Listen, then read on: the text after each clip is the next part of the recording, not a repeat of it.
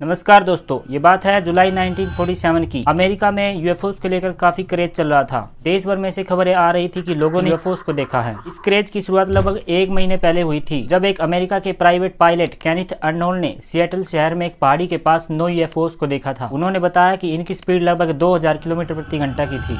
Reports that strange flying discs have been whizzing at 1200 miles an hour over the western United States. इस बात के केवल एक हफ्ते के अंदर ही अमेरिका के लोगों में से एक खबर आने लगी थी कि उन्होंने भी यूएफओस को देखा है। मीडिया में भी इस बात की चर्चा चल रही थी। इस बीच न्यू मैक्सिको में रहने वाला एक व्यक्ति जिसका नाम था मैक ब्रेजेल, उसने क्लेम किया कि उसने कुछ दिन पहले अपने खेत में एक मलबा पड़ा देखा था। उसने सोचा कहीं ये मलबा यूएफओस का तो नहीं। ऐसा सोचकर वो इस मलबे को रोजवेल शेरिफ के पास ले आया। 7 जुलाई को इस सब पर एक आर्मी ऑफिसर्स की नजर पड़ी और उन्होंने बताया कि ये जो डिस्क वाली यूएफओस की जो खबरें चल रही हैं काफी हद तक सच हैं। मतलब यूएस आर्मी भी ये क्लेम करती है कि उनको यूएफओस का सबूत मिल गया है। लेकिन अगले ही दिन यूएस आर्मी के ऑफिसर अपनी बात से पलट जाते हैं। वो कहते हैं कि ये जो मलबा हमारे पास लाया गया है ये किसी यूएफओस का नहीं बल्कि वेदर बैलून का है। प्रूफ के तौर पर वो वेदर बैलून के साथ मेजर मार्शल्स की फोटो रिलीज करते हैं। इसके बाद ये खबरें ठंडी पड़ जाती हैं और मीडिया को भी लगता है कि सच में ये एक वेदर बैलून ही था। लेकिन कई साल बाद 1970 में मैक्सिको में एक एलियंस का एयरक्राफ्ट दोबारा से देखा गया। लोग बताते हैं कि बिजली गिरने की वजह से ये क्रैश हो गया और सारे एलियंस मारे गए। 1980 में सर मेजर मार्शल्स एक बुक लिखते हैं जिसका नाम है रोजवेल इंसिडेंट। उसमें वो बताते हैं कि जो मलबा मिला था वो धरती पर नहीं बना हुआ,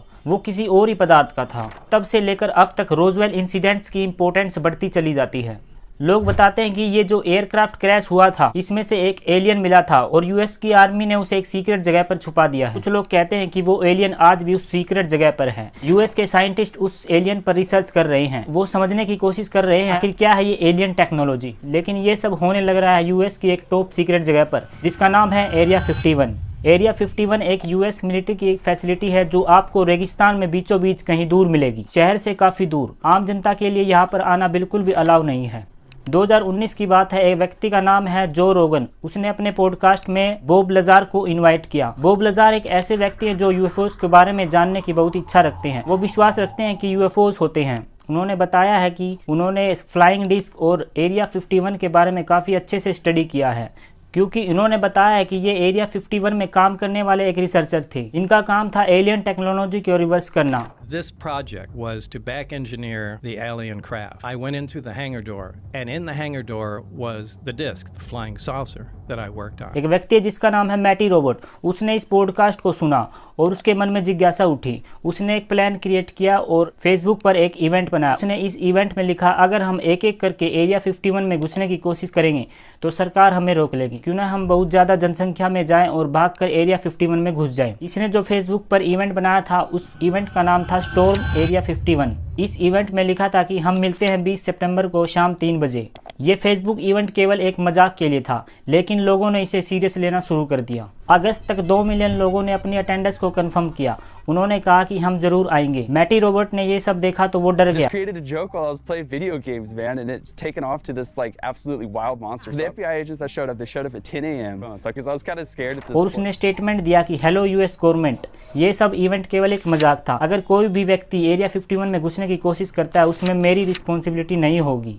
एक्चुअल में इस इवेंट की आगे बात करने से पहले आपको एरिया 51 की हिस्ट्री समझनी होगी। हिस्ट्री में बात आती है कोल्ड वॉर की। तो एरिया 51 को बनाया गया था जब अमेरिका और सोवियत यूनियन के बीच कोल्ड वॉर चल रहा था। इसे बनाया गया था हवाई जहाज़ों की टेस्टिंग करने के लिए। इसी रीजन से 1950 अमेरिका के हिस्ट्री के लिए बड़ा इंपॉर्टेंट ईयर है, क्योंकि इस ईयर में अमेरिका ने अपने स्पाइंग एयरक्राफ्ट की टेस्टिंग एरिया 51 में ही की थी। तो मिलिट्री के इतने महत्वपूर्ण हथियारों की यहाँ टेस्टिंग की जाती है, तो इसलिए जाहिर सी बात है कि एरिया 51 को सीक्रेट रखा जाएगा। एरिया 51 में स्पाइंग एयरक्राफ्ट बनाने का काम चलता है जिनकी स्पीड बहुत ही हाई स्पीड होती है। यहाँ पर 2 स्पाइंग एयरक्राफ्ट बनाए गए थे जो अमेरिका के लिए ही नहीं बल्कि पूरी दुनिया के लिए महत्वपूर्ण है, जिसमें पहला है U-2 स्पाई एयरप्लेन। इसे बनाने के लिए यूएस के प्रेसिडेंट ने एक प्रोजेक्ट लॉन्च किया जिसका नाम था प्रोजेक्ट एक्वाटन। सरकार ने इस प्रोजेक्ट के लिए $22 मिलियन का बजट पेश किया और कहा कि एक ऐसा एयरप्लेन बनाया जाए जिसकी स्पीड लगभग 4800 किलोमीटर प्रति घंटा हो बिना रिफ्यूलिंग के, और कहा लगभग यह 21,000 मीटर की ऊंचाई पर उड़ सके।